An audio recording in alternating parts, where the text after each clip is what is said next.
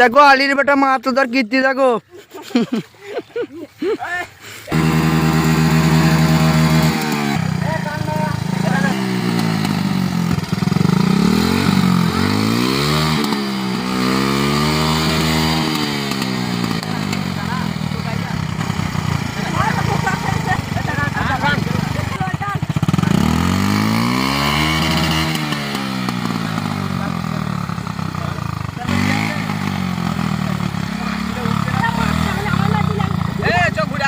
সেই প্রসঙ্গে বলি, প্লেনের টিকিট পাইনি তাই ট্রেনেই চলে গেছি। ক্ষমা করবেন মিস কাটকার, আমি দ্বিতীয় পাতাটা পাঠাতেই ভুলে গেছি।